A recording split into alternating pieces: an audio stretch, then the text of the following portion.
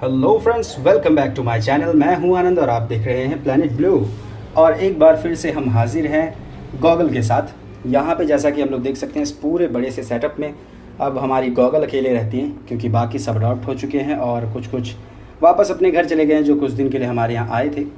तो आज की वीडियो जो है हमारी वो है केज सेटअप के बारे में, क्योंकि काफ़ी दिन से एक भाई है जो कमेंट कर रहे थे बार बार कि उनको केज सेटअप के बारे में जानना था, और ये जानना था कि अगर हमारे पास बर्ड केज है, वैसे बर्ड केज ये भी होता है, तो उनको ये जानना था कि इसमें हम गिनी पिग्स को कैसे रखें। देखिए, डिपेंड ये करता है कि आपका गिनी पिग का साइज़ क्या है। अगर आपका गिनी पिग बच्चा है, जैसे कि यहाँ पे मेरे पास मेरी ये गिनी पिग है जिसका नाम गॉगल है, ये क्योंकि पूरी अडल्ट हो चुकी है, ये लगभग 2 साल की हो गई है, तो इसका जो साइज़ हम लोग देख सकते हैं। और ये जो नेट है, यानी कि नीचे जो जाली लगी हुई है, इसमें साइज़ देखिए, इसको पैर रखने में कोई भी प्रॉब्लम नहीं लग रही है। ये अपने आप ही आराम से यहाँ से वहाँ भाग ले रही है, देखिए कहीं से भी इसको कोई दिक्कत नहीं है। और क्योंकि ये इस केज में अकेली है, तो इसको ज़्यादा कुछ ज़रूरत भी नहीं पड़ती है यहाँ वहाँ भागने की, तो इसलिए ये केज का सेटअप इसके लिए परफेक्ट है।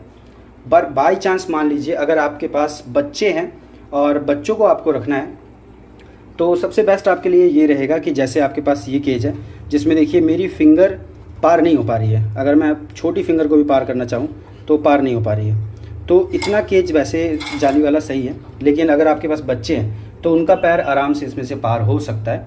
तो आपको करना क्या है, इससे छोटे साइज़ का गिनी पिग अगर हो, यानी कि ऐसे अगर हम नापें तो हथेली जितना बड़ा, तो उनका पैर चला जाएगा इसके अंदर। एक नेट आता है बिल्कुल बारीक वाला, मस्कीटो नेट जो होता है, स्टील का भी आता है, नॉर्मल मेटल वाला भी आता है। आप वो ला के नीचे बिल्कुल बिछा सकते हैं। नीचे जब बिछा देंगे तो ये बिल्कुल प्लेन सरफेस हो जाएगा, लेकिन थोड़ा बारीक रहेगा। तो उसमें दिक्कत बस एक ये रहेगी कि आपको एक्स्ट्रा टाइम इस पर देना पड़ेगा, ताकि साफ़ सफाई जब होगी तो आपको पूरा अच्छे से घिसना पड़ेगा उस नेट को, जो भी गंदगी है वो नीचे चली जाए। हाँ, लेकिन ये है कि इसमें पानी जो है या फिर जो भी टॉयलेट है, जो लिक्विड टाइप की चीज़ें वो नीचे चली जाएंगी, तो ऊपर आपका गिनी पिग वो बिल्कुल ड्राई रहेगा, अच्छा खासा रहेगा। जो कि गिनी पिग्स और रैबिट में ज़्यादातर प्रॉब्लम होती है कि वो अगर भीग जाते हैं तो उनको दिक्कत आती है। और दूसरा, जैसे कि अगर आपके पास सिंगल गिनी पिग है, आपने मान लीजिए बाई चांस बच्चा भी लिया है, तो आप एक केज ऐसा या फिर ऐसे 2 कंबाइन करके बड़ा सा बना सकते हैं। और सिंगल के लिए तो कोई भी दिक्कत नहीं रहेगी।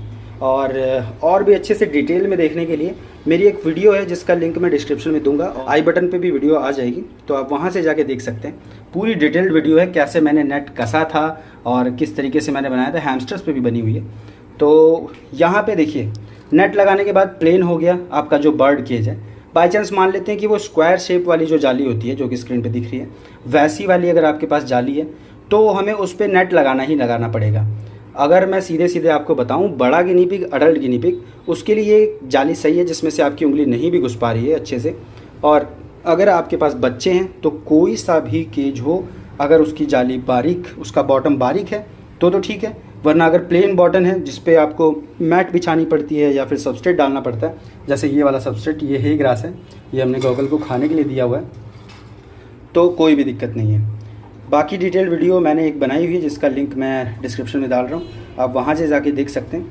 वहाँ पे एकदम डिटेल्ड में सब कुछ बताया हुआ है। और बाई चांस मान लीजिए कि इन सभी चीज़ों के अलावा आपके पास केज ही नहीं है, तो सबसे बेटर ये रहेगा कि जैसे मान लीजिए आपके घर में कोई ऐसी जगह है जो एक अलमारी टाइप की है, आप वहाँ जाल लगा के कुछ दूर तक ऊंचा करके आप उसमें सबस्ट्रेट बिछा सकते हैं या मैट रख सकते हैं, वो भी बहुत परफेक्ट है। सफाई आपको दोनों कंडीशन में रोज़ करनी पड़ेगी, चाहे वो केज हो चाहे जो भी हो। तो मिलते हैं नेक्स्ट वीडियो में, तब तक के लिए बाय बाय।